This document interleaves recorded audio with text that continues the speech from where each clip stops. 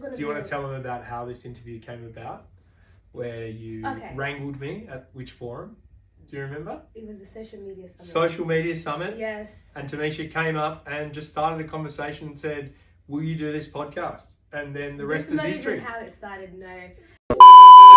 Hello everyone, it's Tamisha here, and today I am with the CEO of Multicultural New South Wales, and your name is? G'day everyone, I'm Joseph, and I've got the great privilege of being the Chief Executive, as Tamisha said, from Multicultural New South Wales, and welcome to our office here in Parramatta on the lands of the Parramatta people, and great to have you in here, Tamisha. Thank you so much, guys. I'm really excited for today. All right, so today the questions will be very simple, very casual conversation just about Joseph, what makes him so proud in his role, and what he wants to achieve from his role. Now, the first question is, as CEO of Multicultural New South Wales, what is your biggest key advice for the youth of New South Wales? A bit like the point I was making before, speak up. So a lot of people said that I was probably too young to do this job. I started this job when I was 38 or 37. To be the head of a department at that age is really exciting, but it also means you've got a lot of lived experience that you're still building on and trying to pick up along the way.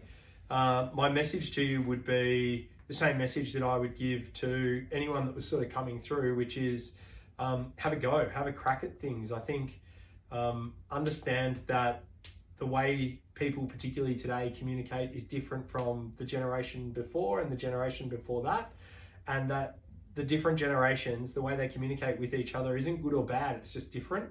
And so I think having a respect that other people will communicate in different ways, and that's good. And likewise for those generations to respect that people today are going to communicate in different ways, and that's okay too. So I think sometimes people have this generational divide where they sort of break down in or take a step back from wanting to communicate with each other. And so my challenge to you is just to lean in and also to learn from that. If you've had a conversation with someone, maybe an elder within your community or a respected person or an auntie or an uncle or whoever that hasn't gone well, then okay, how could I have approached that community? Have that self-reflection to think about that, and then maybe adjust your style the next time. But this is a great example. Like Tamisha showed initiative. She wasn't backwards in coming forwards, and yeah, we've now got the chance to have this chat. Yes, all right. Second question is, how would you encourage young people to get to know the New South Wales government and their purpose? Yeah, we'd love you to know more about us is the message. So communicating to a massively different audience. There's 8.5 million different people in New South Wales. There's some groups and some ages and some types of people that we're really good at communicating with. There's others that we are terrible at communicating with and that we need to learn how to get better. But equally, there's a lot of good stuff the government's doing in the policy space, in the grant space, in the community partnership space, and these sorts of things. So as an agency, we are on receive, we're on listen. We've got a multicultural youth network. If you're interested in that, please jump on our website, www.multicultural.nsw.gov.au, and have a look around on that. We've got a really cool community partnership action program called Compact. It's now engaged over 80,000 young people. It has 60 active partners right now. If you've got an interest in that, let our community resilience team know through the website. What else have we got? We've got a heap of grants. We partner with, I should probably know this, but we partner with like a couple of hundred community organisations every year. Festivals and events grants, project grants, all of these different initiatives. Councils, yeah, major partnerships. Do you know that 1 in 3 people in New South Wales will come to one of our partnered events? Like you think about Africultures, Ramadan nights, Ferragosta Festival, like all of these, the New South Wales government partners with. And so if you've got an interest or you see any of these things, jump on the website, have a look. We've even got cool things like religious significant calendars that can help you in understanding all the other different traditions that different faith communities observe as well. So there's a heap of good stuff on there. Don't be shy, and please, I think when I was younger, I thought government was so far from being cool. And I'm not saying we're cool. But I'm saying that we want to hear more from you and we want you to be more engaged. And I think that's a good starting point. That's a very good answer. Thank you. All right. Now, can you tell us about yourself and why you are so passionate about your role? Yeah, I will, but I'm going to try not to get emotional. So For those people that have heard me speak before, I'm the first person in my family to ever go to university. Okay. So the whole like La Posta and the McMahon side, the other side of my family, no one's ever gone to uni before. So I was the first person to go through and pass university. When I think about that, I think that there's been a lot of sacrifice made by my grandparents and my parents, particularly to get me to my point. We grew up in a family that was pretty humble. Like my house was safe and my home was safe, but we didn't have a lot of money. You know, I went to public schools and state school educations and all that sort of stuff. So I guess I had a real interest and willingness and want to bring different voices into whatever the discussion was wherever I worked, whether that was for big sporting organisations or for local councils or for private consultancy. Yeah. And so when I got this job, it was sort of like the perfect fusion, because the whole point of this job is to help community connect with all the different parts of government. So for me, as the proud child of a migrant who came to this country, it's pretty cool because my family spoke different languages at home and all of that sort of stuff. And even during the pandemic, I was like, wow, some of the things and the decisions we're making would not fly at all in my household. Yeah. And so it's about how you, particularly the younger generation, there's more pressure put on us to help in sort of translating what might be happening at school or at university or within government back into your family and sort of contextualize that. It's a really important job. So that's why I wanted to get involved. Okay. All right. I feel like that wasn't the answer you're expecting. No, to be honest, you said, like I asked you, can you tell us about yourself and why you're so passionate about your role? I think you answered uniquely. You didn't answer the way we would assume. You know what I mean? Yeah. But there's always different ways to answer questions. You don't have to answer it the way people expect you to answer questions. So you basically just answered it to what I didn't expect. Oh, yeah. That's cool. Thank you for saying that. It's just a unique way of answering Yeah, the and I question. think that uniqueness is something that is special about all of us. And so the more opportunities we create to allow those unique perspectives, the more we'll learn from each other. Because look, honestly, a lot of other people just be like, okay, I am passionate because 1, 2, 3, and 4. But no, you took it back. So, you know, that's unique. So Thank you, Tanisha. No, you're welcome. What are you most proud of with the work you have done for multicultural sector of New South Wales?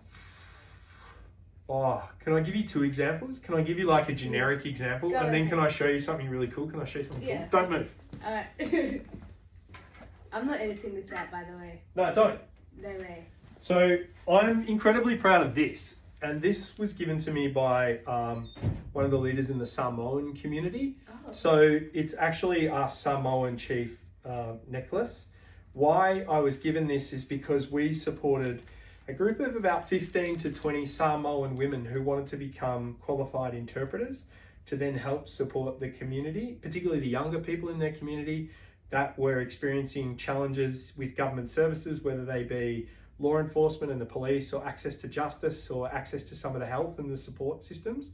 So this is actually one of the things that I'm most proud of in the entire time I've worked here. It was incredibly humbling to be recognised for that work and for them to share the impact that it's had on community, and also for me to be made an honorary Samoan chief. So Oh wow. yeah, it's pretty That's cool. unique. It's pretty cool.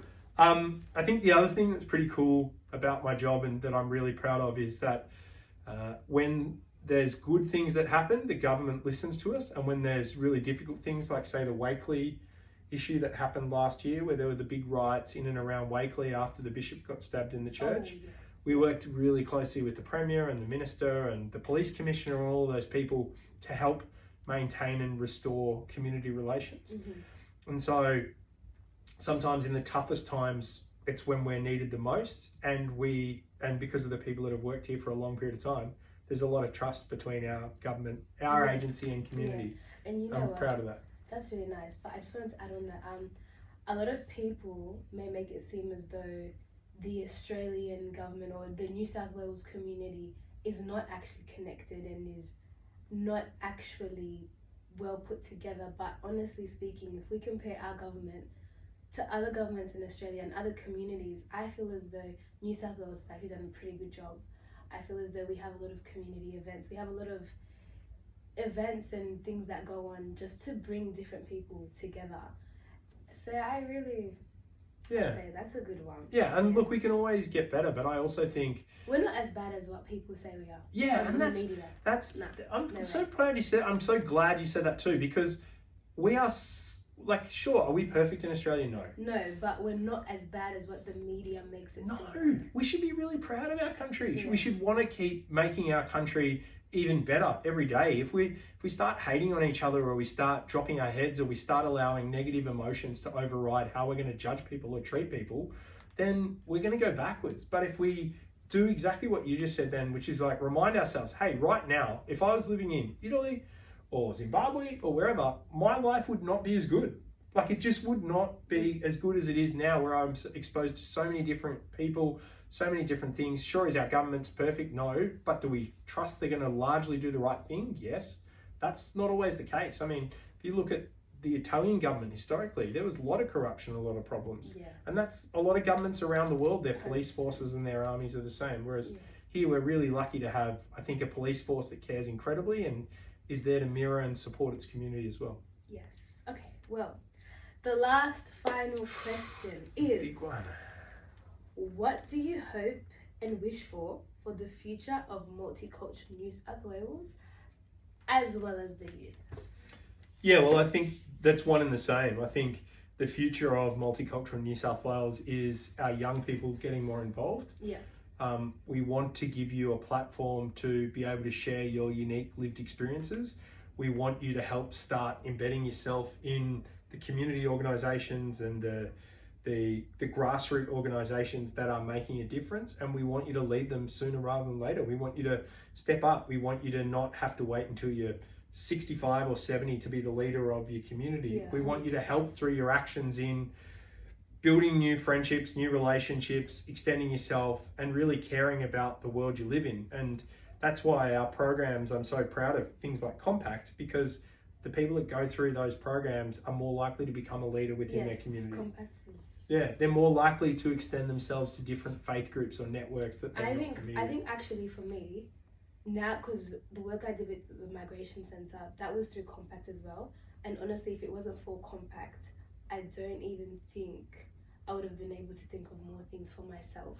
Do you know what I mean? I wouldn't even have known about the Youth Advisory Committee as well if it wasn't for Compact. So, yeah. I don't want to say anything else because that was a really beautiful note to end on. Oh, okay, great. Yes. But yeah, so this is Joseph, and I hope you guys enjoyed this video. I hope you took something from it, and yes, that's pretty much it. Take care, friends. Be safe. All right, bye.